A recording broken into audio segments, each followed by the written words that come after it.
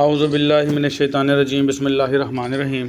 آج ہم نے پڑھنا ہے بیٹا ہمارا LHV پارٹ فرسٹ کے جو لیکچر ہے، ہماری آبسٹیٹکس کی بک ہے، پیج نمبر 59 سے یہ ہم پڑھ رہے تھے چیپٹر 18۔ یہ ہے ہمارا فیملی پلاننگ کا چیپٹر۔ تو اس میں ہم نے پڑھنا ہے کہ کس طریقے سے ہم بچہ پیدا ہونے سے جو ہے وہ روک سکتے ہیں اور حمل ہی نہ ہو، ایسے طریقے جو ہے وہ پڑھ رہے تھے۔ پچھلے 2 لیکچر اسی ٹاپک پہ چلے ہیں کہ کس طریقے سے ہم نے حمل ہونے سے بچانا ہے۔ اسی کڑی کا ایک اور ٹاپک ہے اولڈ میتھڈ، کہ پرانے وقتوں میں، پہلے کے وقتوں میں حمل روکنے کے لیے کیا کیا طریقے اختیار کیے جاتے تھے، وہ آج ہم نے پڑھنا ہے۔ تو اولڈ میتھڈ، پرانا طریقہ، کوئٹس انٹرپٹس۔ کوئٹس کہتے ہیں بیٹا شہوت، یا جب ملاپ ہو رہا ہوتا میاں بیوی کا، جب وہ جوش میں ہوتے ہیں، اس عمل کو کوئٹس کہتے ہیں، انٹرپٹس کہتے ہیں، اس کے اندر رکاوٹ پیدا کرنا۔ اور ودڈرال، یا جس کو ودڈرال کہتے ہیں باہر نکالنا، ودڈرال میتھڈ، یا عزل بھی کہتے ہیں، عربی کا لفظ ہے عزل یا ازل، ٹھیک ہے۔ اس میں کیا ہے، مرد اپنا عضو تناسل جو ہے وہ عورت کے رحم سے باہر نکال لیتا ہے جب ایجیکولیشن یا منی باہر آنے لگتی ہے اس وقت۔ تو اس وقت بہت زیادہ جوش ہوتا ہے۔ یہ طریقہ کار ہے تو بڑا مطلب تکلیف دہ دونوں کے لیے، کیونکہ دونوں نے سکون لینا ہوتا ہے، میاں بیوی نے۔ تو یہ ایسا کرنے سے جو ہے وہ دونوں ناخوش تو ہوتے ہیں، لیکن اس سے حمل رک جاتا ہے، منی ماں کے رحم میں نہیں جا پاتی، جس سے حمل نہیں ہوتا۔ دس از دا اولڈسٹ میتھڈ، یہ پرانا طریقہ ہے آف کنٹراسیپشن، حمل کو روکنے کا، and was widely use in early days of اسلام، اور اسلام کے شروع کے دنوں میں یہ استعمال کیا جاتا تھا۔ This method is mentioned in قرآن، یہ طریقہ کار قرآن پاک میں بھی ہے۔ اینڈ دا پروفٹ صلی اللہ علیہ وسلم میں پیس be upon him suggested the use of this method, تو آپ صلی اللہ علیہ وسلم نے بھی اس طریقہ کو سجیسٹ کیا۔ Provided with wife also کنسنٹڈ to this practice, اور عورتوں نے بھی یعنی بیویوں نے بھی اس پر رضامندی ظاہر کی۔ کنسنٹڈ کا مطلب رضامندی ظاہر کرنا۔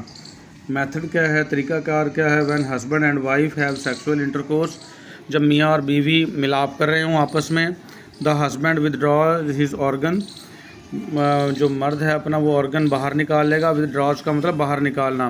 جسٹ بیفور ایجیکولیشن، فارغ ہونے سے پہلے یعنی منی باہر آنے سے پہلے۔ And deposits the سیمن out side, اور جو سیمن ہے جس کو منی کہتے ہیں یا مادہ تولید کہتے ہیں، اس کو باہر خارج کرے گا۔ ایڈوانٹیجز، فائدے کیا ہیں، ریکوائرز نو میڈیکل سپرویژن، اس کے لیے کوئی میڈیکل نگرانی کی ضرورت نہیں ہے۔ Does not cost any thing, اس پہ کچھ خرچ بھی نہیں آتا۔ Could be used if کنٹراسیپٹیوز are not available, اور اگر مانع حمل ادویات موجود نہ ہوں تو یہ طریقہ استعمال کیا جا سکتا ہے۔ ڈس ایڈوانٹیجز، نقصانات کیا ہیں اس کے، gas strain on both husband and wife, sorry causes ہے یہ لفظ، وجہ بنے گا تناؤ کی میاں اور بیوی کے درمیان میں۔ اکثر اوقات ایسا ہوتا ہے کہ وہی وقت ہوتا ہے دونوں کے سکون لینے کا، اور اسی میں یہ عضو تناسل جو ہے مرد باہر نکال لے تو نہ تو بیوی کو ٹھیک سے سکون مل پاتا ہے نہ مرد کو، تو دونوں میں تناؤ ہوگا۔ اسٹرین تناؤ کہتے ہیں بیٹا۔ It is very reliable and failure rate is high, یہ بہت زیادہ قابل اعتماد طریقہ ہے، لیکن اس کے اندر فیلئر ریٹ بھی بہت زیادہ ہے، یعنی پھر بھی حمل ہو جاتا ہے، کیونکہ ایک مرتبہ جس وقت ملاپ ہوتا ہے نا بیٹا، سوری بیٹا تھوڑا سٹاپ کرنا پڑا تھا، تو یہاں بات ہو رہی تھی کہ یہ ویری ریلائبل ہے، یعنی اس پہ بہت زیادہ اعتماد کیا جاتا ہے۔ And failure rate is high, اور اس کا فیلئر ریٹ جو ہے بہت زیادہ ہائی ہوتا ہے، کیونکہ نا سپرم بہت زیادہ تعداد میں ہے، اتنی زیادہ تعداد میں ہے کہ آپ یقین نہیں کریں گے۔ جو ایک بار جو میل ہے، مرد ہے، وہ فری ہوتا ہے تو اس سے 1.5 سے 5 ml سے 5 ml تک یعنی کہ سپرم منی جو ہے وہ خارج ہوتی ہے، اور 1 ml میں 15 سے 200 ملین تک سپرم ہو سکتے ہیں، اور 1 ملین 10 لاکھ کا ہے، تو یہ جا کے تقریباً 10-12 ارب اگر دیکھیں تو سپرم بنتے ہیں، اور 10-12 ارب میں سے صرف 1 سپرم جو ہے وہ بچہ بننے کے لیے چاہیے ہوتا ہے۔ تو اگر یہ باہر نکالتے وقت عضو تناسل ایک قطرہ بھی ذرا برابر بھی اندر رہ گیا تو اس سے حمل ہونے کے چانسز ہوتے ہیں، تو اس لیے وہ کہتے ہیں اس میں فیلئر ریٹ ہائی ہے۔ ہم کہتے تو جو عضو تناسل باہر نکال لیا تھا لیکن پھر بھی حمل ہو گیا، تو یہی وجہ ہے اس کی۔ Very high motivation is required, اور اس کے لیے بہت زیادہ ہائی موٹیویشن کی ضرورت ہے، کیونکہ میاں اور بیوی نہیں چاہتے کہ وہ اپنے آخری سکون کے لمحات میں ایک دوسرے سے الگ ہوں، تو اس لیے اس کے لیے موٹیویشن چاہیے۔ تو اس کے ایڈوانٹیجز بھی دیکھے، انہیں فائدے بھی دیکھے اور نقصانات بھی دیکھے۔ The woman can become pregnant even if one drop of سیمن از ڈپازٹڈ ان دا ویجائنا۔ وہی بات کر رہا ہے کہ عورت جو ہے وہ حاملہ ہو سکتی ہے اگر ایک قطرہ بھی اس کی ویجائنا میں چلا گیا بیفور دا ہسبینڈ سیپریٹس، مرد کے الگ ہونے سے پہلے۔ This method could only be suggested when there is know کنٹراسیپٹیو available یا ایکسیپٹیبل۔ یہ طریقہ کار صرف اور صرف تب ہی اس کا مشورہ دیا جاتا ہے، سجیسٹ کیا جاتا ہے کہ جب کوئی بھی مانع حمل اور طریقہ موجود نہ ہو۔ پھر آ جائے گا کانڈومس۔ بیٹا کانڈومس میں نے پچھلی ایک ویڈیو میں بھی دکھائے تھے، پھر دکھا دیتا ہوں۔ یہ دیکھیں بیٹا، یہ کانڈومس کی کافی ساری اقسام ہیں، یہ مختلف کمپنیوں کے بھی دکھا رکھے ہیں۔ یہ باکس میں ایسے ہوتے ہیں، یہ پیکنگ میں ایسے ہوتے ہیں، اور جب کھول لیں ان کو تو یہ اس طرح کے نظر آتے ہیں۔ یہ میل کانڈومس بھی ہوتے ہیں اور فیمیل بھی ہوتے ہیں۔ یہ دیکھیں، یہ فیمیل کانڈومز ہے، وہ میں نے میل والے دکھائے۔ یہ فیمیل کانڈوم بھی ایسے آتے ہیں پیکنگ میں، اس کے گرد 2 ربڑیں لگی ہوتی ہیں سٹارٹ میں اور ایک اینڈ میں، یہ اس طریقے سے مروڑ کے اور یہ ویجائنا کے اندر رکھ لیا جاتا ہے۔ یہ اس طریقے سے فٹ آ جاتا ہے ویجائنا کے اوپر بیفور سیکس۔ اس کو اس طریقے سے فیمیل فٹ کر لیتی ہیں، اور یہ اس طریقے سے یہ ہوتا ہے، یہ اس طریقے سے فٹ کیا جا سکتا ہے آسانی کے ساتھ۔ اصل مقصد سپرم کا یہی ہے کہ کسی بھی طریقے سے کنڈوم کا یہی مقصد ہے کہ سپرم جو ہے وہ کسی بھی طریقے سے ویجائنا تک اندر، یعنی اووری یوٹرس تک نہ پہنچیں، فلاپین ٹیوبس تک نہ پہنچے جہاں پر ان کی فرٹیلائزیشن ہونی ہے۔ تو دا condom is a cylindrical شیت۔ Condom جو ہے وہ گول ایک شیت ہوتی ہے، میڈ آف تھن ربڑ، جو باریک ربڑ سے بنی ہوتی ہے۔ It is also called French leather, اس کو فرینچ لیدر بھی کہتے ہیں۔ تو بیٹا یہ الفاظ یاد رکھنے، ایم سی کیوز میں پوچھ سکتا ہے۔ Condom is also called French leather, یا French leather is the another name of condom, ایسے بھی پوچھا جا سکتا ہے، ٹھیک ہے۔ شیت آ گئی یا ربڑ، پروفائلیٹکس، ETC وغیرہ وغیرہ نام ہے۔ شیت بھی کہتے ہیں، ربڑ پروفائلیٹک بھی کہتے ہیں، فرینچ لیدر بھی کہتے ہیں، کنڈوم بھی کہتے ہیں، اتنے سارے نام ہیں اس کے۔ دا condom is the most widely use کنٹراسیپٹیو in the world. جو کنڈوم ہے بہت زیادہ استعمال ہونے والا کنٹراسیپٹیو ہے دنیا میں۔ اف 100 وومن یوز کنڈومس، اگر 100 عورتوں نے کنڈوم یوز کیا، اباؤٹ 10 کین گیٹ پریگننٹ، صرف 10 کو ہی حمل ہوگا، باقیوں کو نہیں ہوگا۔ وہ 10 کو بھی کیسے، اکثر اوقات کنڈوم جو ہیں وہ پھٹ بھی جاتے ہیں، تو اس وجہ سے یہ ہوتا ہے۔ The effectiveness is increase by the combined use of سپرمیسائڈل، کہتا ہے اس کا جو فائدہ زیادہ ہو جاتا ہے جب آپ اس کے ساتھ سپرمیسائڈل کا بھی استعمال کریں۔ کچھ ادویات ہیں ایسی، ٹیبلٹ فارم میں بھی ہیں بیٹا، کیپسول فارم میں بھی ہیں، تو وہ ویجائنا کے اندر رکھ لی جاتی ہیں، تو جو سپرم ہوتا ہے وہ مار دیتی ہیں سپرم کو۔ جہاں پہ لفظ سائڈ آ جاتا ہے مارنے والے، جیسے سوسائڈ، خود کو مارنا یعنی خودکشی کرنا، پیسٹیسائڈ، پیسٹ کو مارنا جس کو سپرے کہتے ہیں بیٹا، انسیکٹیسائڈ، انسیکٹ کو مارنا، جو ہے یہ حشرات کو مارنے کے لیے، کیڑے مکوڑوں کو مارنے کے لیے وہ ٹائگر پاؤڈر ملتا ہے، وہ انسیکٹیسائڈ ہوتا ہے۔ یہاں سپرم کو مارنا ہے تو سپرمیسائڈل، جہاں لفظ سائڈل آ جائے مارنے کے لیے یوز ہوتا ہے۔ تو اگر آپ کنڈوم کے ساتھ سپرمیسائڈل ادویات کا استعمال کریں گے تو اس کی افادیت میں زیادہ اضافہ ہو جاتا ہے۔ ڈس ایڈوانٹیجز کیا ہیں کنڈوم کے؟ سم مین complain that condom causing ڈلنگ of sensation, بہت سارے مرد جو ہے یہ شکایت کرتے ہیں کہ کنڈوم سے جو ہے ہمارے جو سنسیشن ہے، احساسات ہیں، وہ خراب ہو گئے ہیں، یعنی ہمیں مزہ نہیں آیا ملاپ کرنے کا۔ دیر از اے destruction when it is put on causing interference in sexual player, کہتا ہے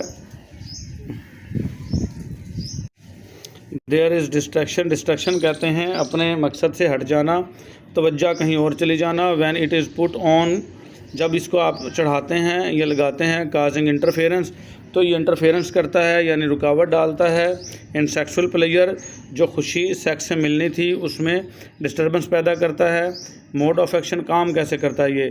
دا کنڈوم پرووائڈڈ اے میکینیکل بیریئر، کنڈوم جو ہے وہ ایک میکینیکل رکاوٹ پیدا کرتا ہے بٹوین دا پینس میں اینڈ دا ویجائنا کے درمیان میں، یعنی پینس کا اندر سے جو منی نکلی ہے، سیمن نکلا ہے، اس کو ویجائنا کے اندر انٹر نہیں ہونے دیتا، بائی پریونٹنگ ڈیپوزیشن آف سپرم ان دا ویجائنا کیونکہ یہ بچاتا ہے اسپرم کو وجائنا میں اکٹھا ہونے سے۔ انسٹرکشن فار یوز، اس کو کیسے استعمال کرنا ہے۔ دا condom must be used every time there is sexual intercourse and not on certain days only. کہتا ہے کنڈوم جب بھی آپ نے ملاپ کرنا ہے، جب بھی استعمال کرنا ہے، یہ نہیں کہ صرف خاص دنوں میں ہی استعمال کریں۔ جب بھی ملاپ کریں، اگر آپ بچے کے پیدا کرنے میں وقفہ کرنا چاہتے ہیں تو آپ نے کوئی بھی یہ دن نہیں دیکھنا کہ یہ اسپیشل دن ہے یا اسپیشل دن نہیں ہے۔ جب بھی ملنا ہے تو کنڈوم کا یوز کرنا ہے۔ میں نے پہلے بھی بتایا تھا جو ماں کے رحم میں ایگ بنتا ہے،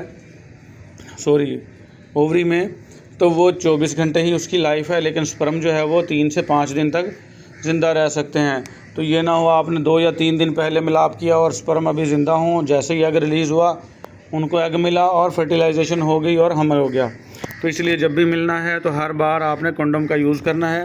دا condom must be put on through out the act of کوئٹس۔ Condom جو ہے وہ چڑھا کے رکھنا ہے جب آپ کو کوئٹس ہو یعنی شہوت ہو، جب تک آپ کا عضو تناسل جو مرد کا ہے وہ ٹائٹ حالت میں ہو، اس کو کوئٹس کہتے ہیں۔ دا پینس must be removed from the ویجائنا immediately after ایجیکولیشن۔ جیسے ہی آپ فری ہوں، ایجیکولیشن ہو، منی خارج ہو جائے تو پینس کو آپ نے ویجائنا سے باہر نکال دینا ہے۔ To prevent the condom from slipping of, اس سے بچنے کے لیے کہ کہیں کنڈوم سلپ نہ ہو جائے۔ کنڈوم کیونکہ سلپ ہو جاتا ہے، یہ تھوڑا سا کھلا ہوتا ہے اور پینس جب ٹائٹ حالت میں ہو تب تو یہ اس کے اوپر فٹ رہتا ہے، لیکن جب ایجیکولیشن کے بعد پینس جو ہے وہ سکڑتا ہے، چھوٹا ہوتا ہے، تو اس کے سلپ ہونے کا خطرہ ہوتا ہے۔ تو جیسے ایجیکولیشن ہو جائے، فری ہو جائیں، فوراً پینس کو باہر نکالیں۔ At the time of withdrawal, اور جیسے ہی آپ نے باہر نکالنا ہے، ہولڈ دا رم آف دا کنڈوم، کنڈوم کا جو رم ہے جس کو ربڑ کہتے ہیں وہ پکڑ کے رکھنی ہے ود فنگر، انگلیوں سے، انٹل ودرال از کمپلیٹ، جب تک باہر مکمل آپ کا پینس نہ نکل آئے۔ یہ نہ ہو کہ کنڈوم جو ہے وہ اتر جائے اور جو مادہ تولید کنڈوم میں اکٹھا ہوا ہے اس کا کوئی ایک قطرہ بھی اندر چلا جائے، اگر چلا گیا تو حمل ہونے کے چانسز ہیں۔ یوز اے لوبریکیٹڈ کنڈوم، اور جو ہے چکنے لوبریکیٹڈ، ویسے بھی کنڈوم کے ساتھ تو لوبریکیشن لگی ہوتی ہے، چکناہٹ پہلے سے انہوں نے لگائی ہوتی ہے، یہ اس طرح کی پیکنگ ہوتی ہے۔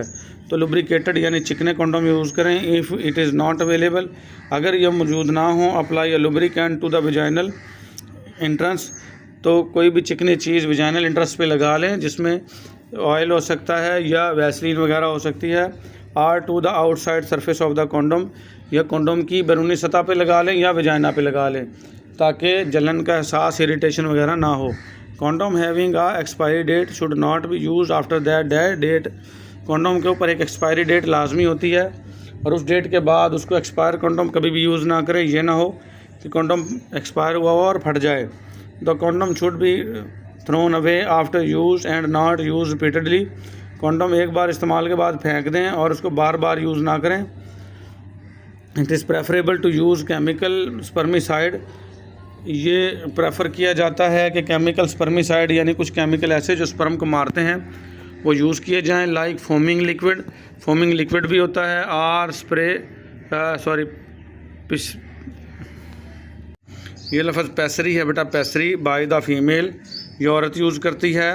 ایٹ دا سیم ٹائم، اسی وقت، when the mile is using condom, جب مرد کنڈوم یوز کرتا ہے، to lessen the risk of pregnancy, تاکہ جو پریگنینسی یعنی حمل ہونے کا خطرہ ہے اس کو کم کیا جا سکے۔ یہ اسپرمیسائڈ جو ہیں، فومنگ اور یہ ٹیبلٹس اور یہ پیسری، میں دکھاتا ہوں آپ کو، یہ دیکھ لیں، یہ دیکھیں بیٹا، یہ تو پیسری ہے، یہ پیسری اس طرح کا چھلا سا، اس کے اندر بھی ربڑ لگی ہوتی ہے، یہ ویجائنا کے اندر اس طریقے سے فیمیل رکھ لیتی ہے تاکہ اسپرم جو ہیں یہ بچہ دانی ہے، اووری جس کو یوٹرس جس کو کہتے ہیں، اس میں انٹر ہی نہ ہوں، تو یہ پیسری ہے۔